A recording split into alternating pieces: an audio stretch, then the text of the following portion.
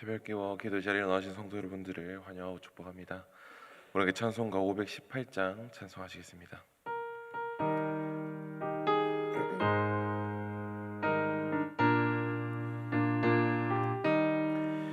깊은 소리 들리니 예수 구원하신다. 만민에게 전하라. 예수 구원하신다. 주님 명령하시니 산을 넘고 물 건너 온 세상에 전하라. 예수 구원하신다. 바다들아 외쳐라. 예수 구원하신다. 모든 죄인 들으라. 예수 구원하신다. 모든 섬아 일어나.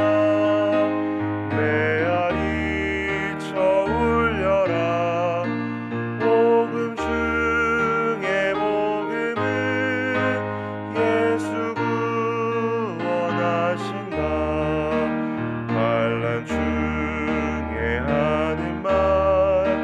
예수 구원하신다. 다시 살아나시어. 예수 구원하신다. 로 인하여 슬픈 마음이 있어도 숨질 때에 내 할 말. 예수 구원하신다. 바람들아 외쳐라. 예수 구원하신다. 기뻐하라 나라를. 예수 구원하신다.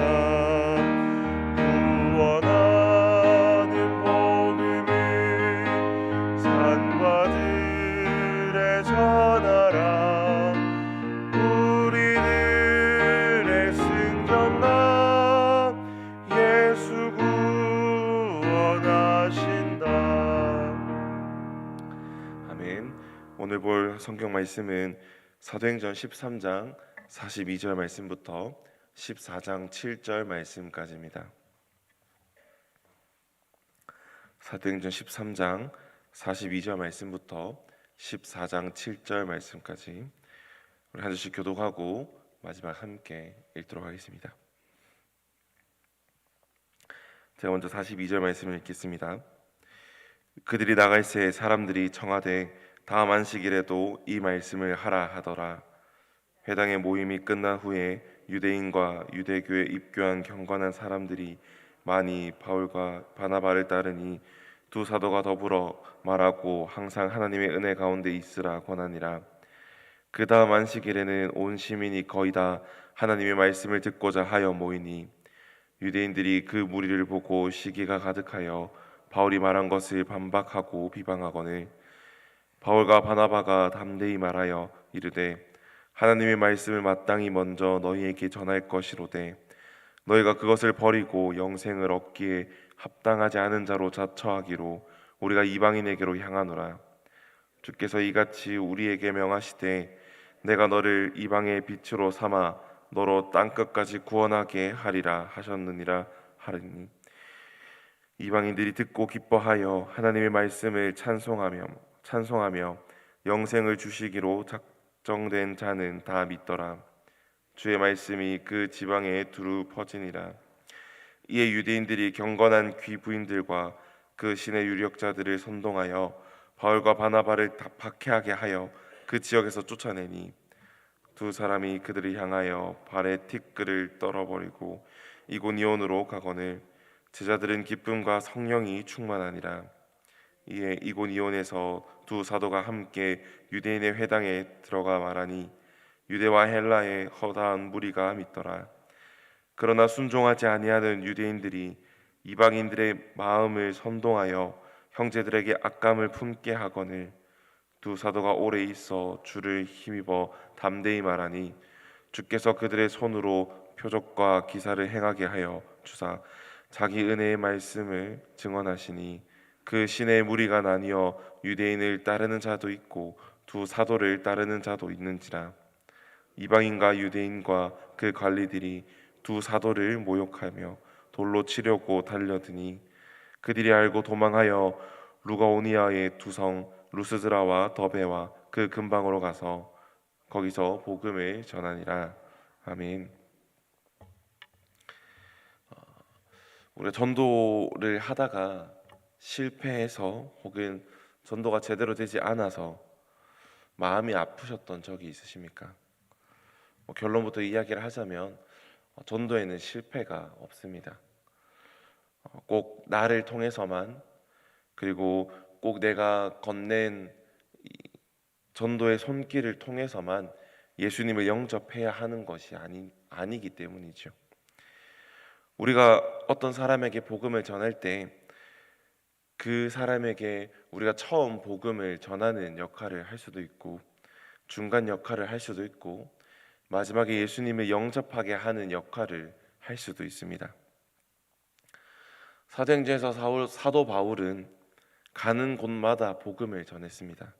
하지만 모두가 사도 바울이 전하는 복음을 받아들인 것만은 아닙니다.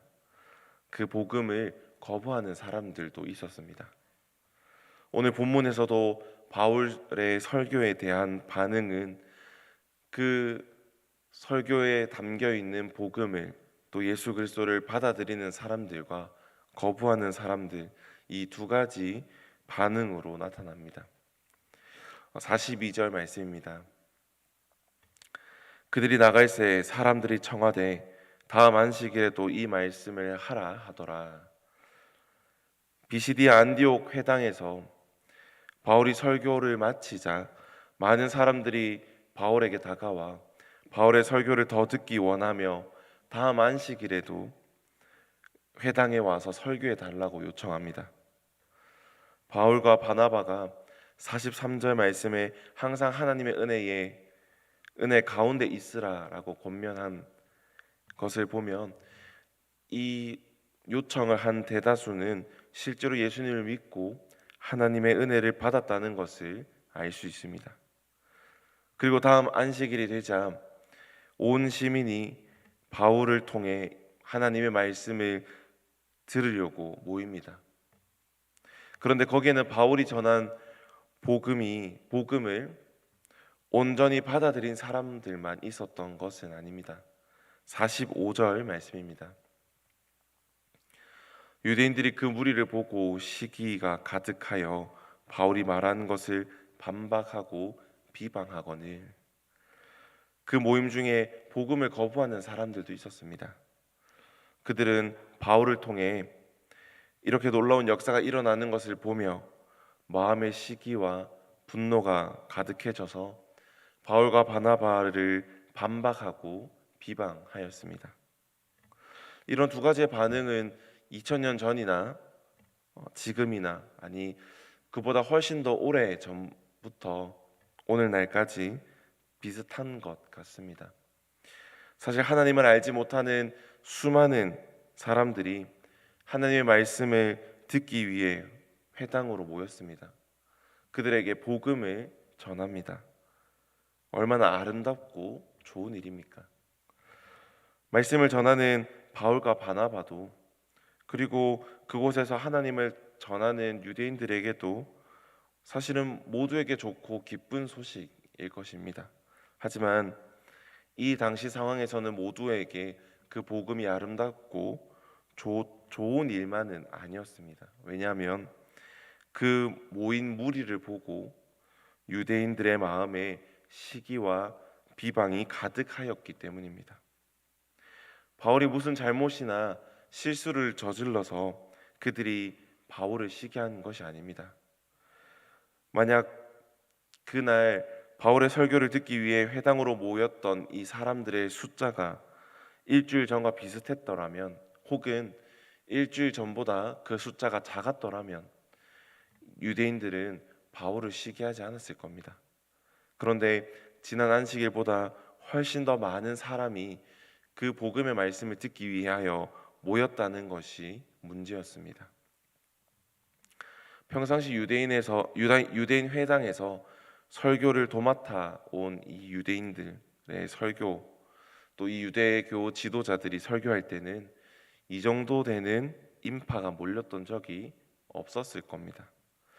그런데 어느 날 갑자기 나타난 바울이 딱 한 번 설교했을 뿐인데, 그리고 그 바울이 다시 설교를 하겠다고 하니 그 설교를 듣겠다고 많은 사람들이 모인 것을 보고 이 유대교 지도자들의 마음에는 시기가 가득하여졌을 겁니다. 아마 이 바울로 인하여서 자기들이 가지고 있던 권위와 자존심들이 큰 손상을 입었다라고 생각했을지도 모릅니다. 이것은 우리에게 아주 중요한 교훈을 줍니다. 여러분들은 누구를 시기해 본 적이 있으십니까? 없다고 하면 거짓말이겠지요. 우리가 누구를 시기하든지 가만히 보면 시기하고 질투하는 대상은 언제나 나와 가까이 있는 사람들입니다. 우리는 흔히들 경쟁자를 영어로 라이벌이라고 이야기를 합니다. 이 말은 강이라는 뜻의 리버에서 나오는 말인데, 같은 동네에서 같은 강물을 마시고 사는 사람들끼리 경쟁자가 된다는 의미입니다.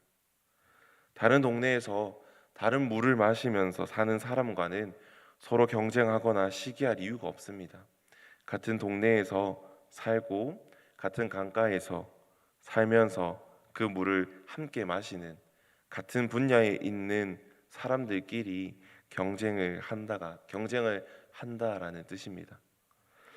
이 시기가 무서운 것은 그 자체만으로, 그리고 또 한 번으로 멈추지 않기 때문입니다. 45절을 보면 바울을 시기한 유대교 지도자들이 바울이 한 말을 반박하고 비방합니다. 여기서 반박하다라는 것은 원문을 보면 미완료형인 동사가 사용됩니다. 그러니까 그들이 바울의 말을 한 번 반박하고 끝난 것이 아니라 계속해서 반박하였다는 것입니다. 바울이 이것을 말하면 아니다라고 이야기를 하였고, 바울이 저것을 말하면 아니다라고 계속해서 반박했다는 겁니다. 바울이 자기 스스로의 말을 전했을까요? 아닙니다. 하나님의 말씀을 전했지요. 따라서 유대교 지도자들이 바울의 말들을 반박했다는 것은 곧 하나님의 말씀을 부정하였다는 뜻이 됩니다. 그들은 그것도 모자라서 바울을 비방하기까지 합니다. 게다가 나중을 보면 그들은 많은 유력자들을 선동하여 그들을 쫓아내기도 합니다. 그들이 이렇게 한 이유는 하나밖에 없습니다. 자기들과 비교했을 때, 또 자기들의 설교와 비교했을 때 비교할 수 없을 정도로 많은 사람들이 몰려든 것에 대한 시기심 때문입니다. 시기라는 것이 이렇게 무섭습니다.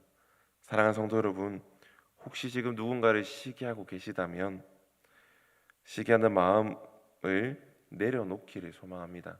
시기하는 마음으로 눈이 어두워져서 성령님이 주도하시는 복음 사역과 또 하나님의 일하심을 보지 못하는 자가 아닌 이 시기함을 내려놓음으로 하나님의 참된 계획과 뜻을 옳게 분별하며 함께 바라보는 자가 되기를 간절히 소망합니다. 46절 말씀입니다. 바울과 바나바가 담대히 말하여 이르되 하나님의 말씀을 마땅히 먼저 너희에게 전할 것이로되 너희가 그것을 버리고 영생을 얻기에 합당하지 않은 자로 자처하기로 우리가 이방인에게로 향하노라. 아멘. 그렇게 유대인들의 반대와 비방에 직면한 바울과 바나바는 그곳이 유대인들의 직면하게 된 바울과 바나바는 그들에게서 복음이 떠났다라고 이야기합니다. 왜냐하면 그들이 복음을 거절했기 때문에 이제는 이 복음의 빛이 유대인들에게서 이방인에게로 옮겨질 것이라는 것을 선포합니다. 또한 왜 유대인들에게 가야 될 복음이 이방인에게로 가는지도 설명합니다. 분명히 복음은 유대인들에게 먼저 들어갔고 들어가야 했습니다. 더구나 예수님께서 유대인으로 이 땅에 오셨습니다. 그렇지만 유대인들은 이 복음을 거부했고 이로 인해 하나님의 말씀은 마땅히 먼저 유대인들에게 전해져야 할 것이지만 그들이 복음을 거부하고 배척하고 버렸기 때문에 이방인에게로 이 복음이 가게 되었다라는 것입니다.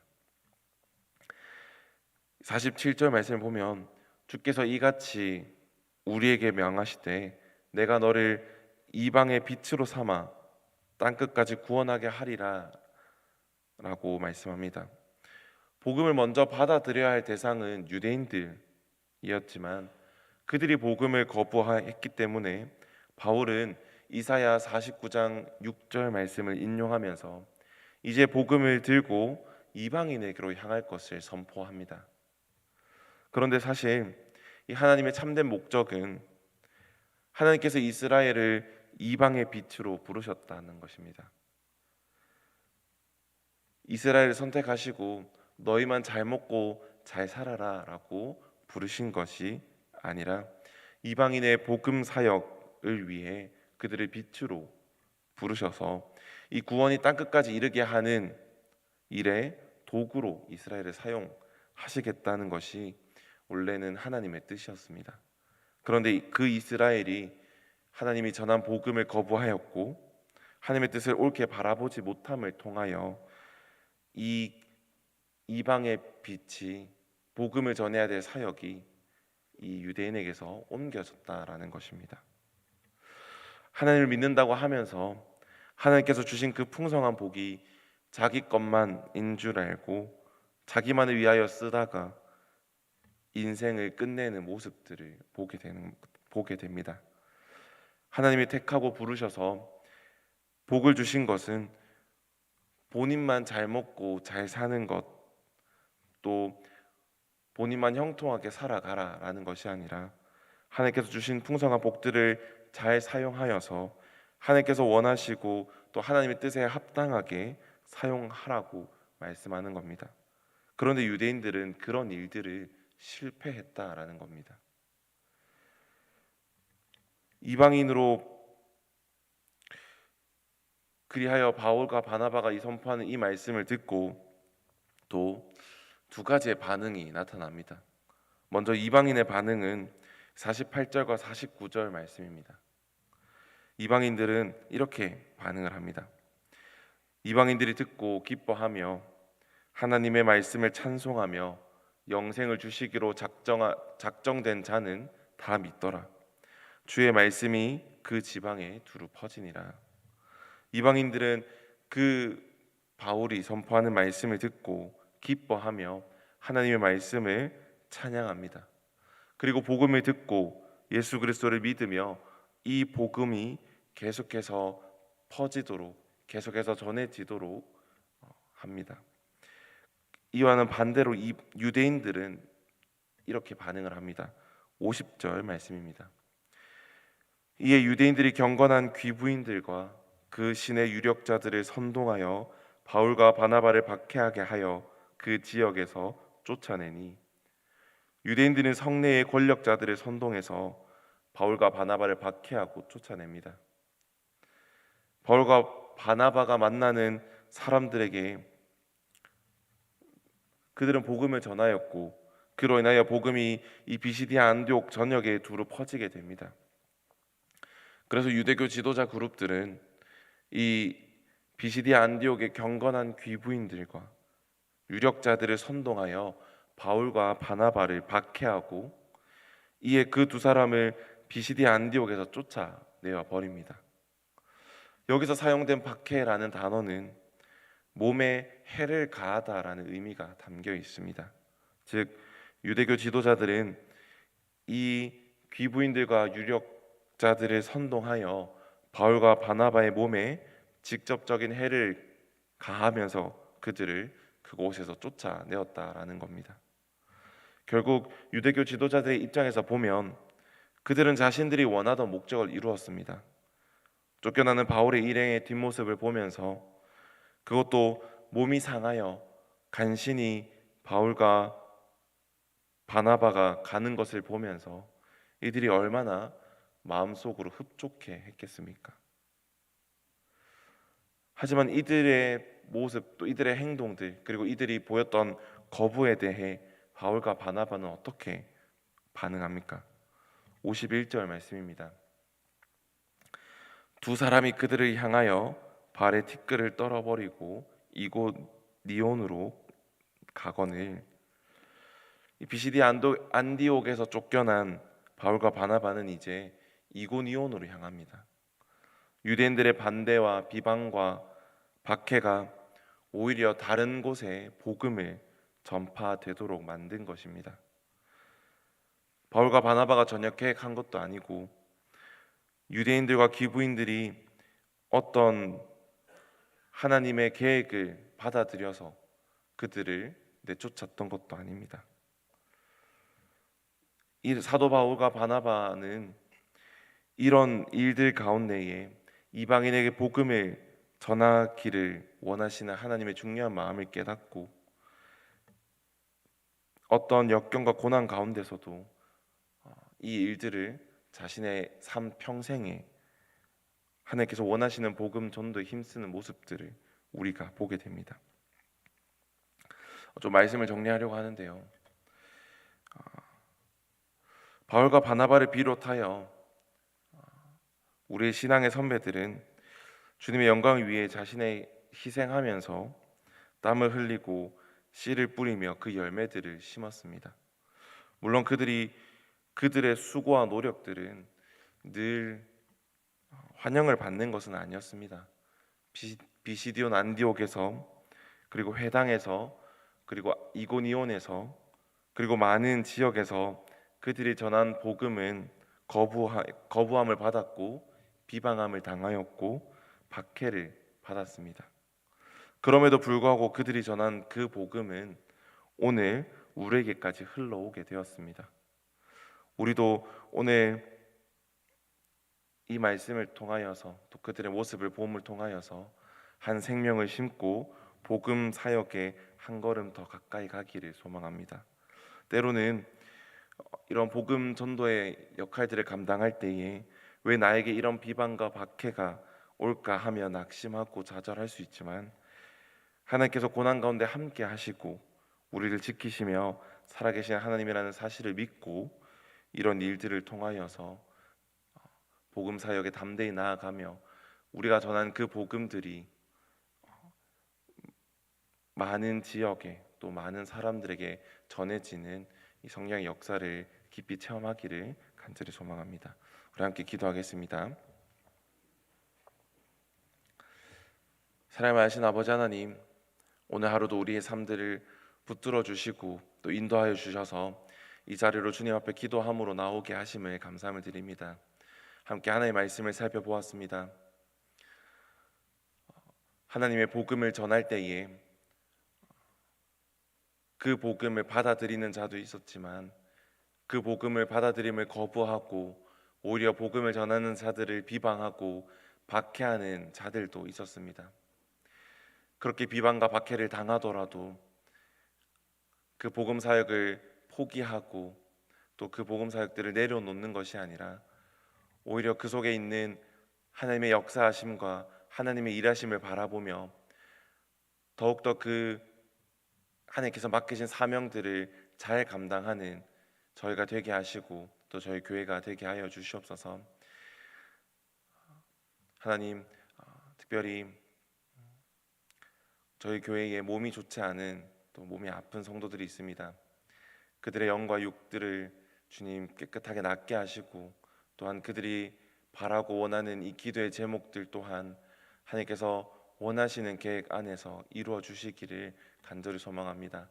그들이 가지고 있는 병들이 깨끗이 낫게 하시고, 또 그 병들로 인하여서 후유증이 생기지 않게 하시고, 또한 그 일들로 인하여서 가족들이 어려움을 겪지 않게 하시고 늘 하나님을 바라보며 나아가게 하여 주시옵소서. 우리 다음 세대를 위하여서 함께 기도합니다. 하나님의 말씀을 바르게 이해하게 하시고 또 하나님의 말씀을 온전히 붙들고 살아가게 하시며 우리와 함께 하시는 하나님을 믿고 나아갈 때에 이 세상 가운데에 정답이 있는 것이 아닌 하나님과 하나님 말씀에만 정답이 있음을 고백하며 나아가는 우리의 다음 세대가 되게 하여 주시옵소서. 하나님, 각자의 기도 제목으로 나왔습니다. 하나님께 기도하며 나아갈 때에 우리의 기도를 들으시고 하나님이 원하시는 방법으로 또 하나님께서 원하시는 그때에 이루어 주시기를 간절히 소망합니다. 감사드리며 예수님의 이름으로 기도드렸습니다. 아멘. 우리 함께 기도함으로 나아가겠습니다.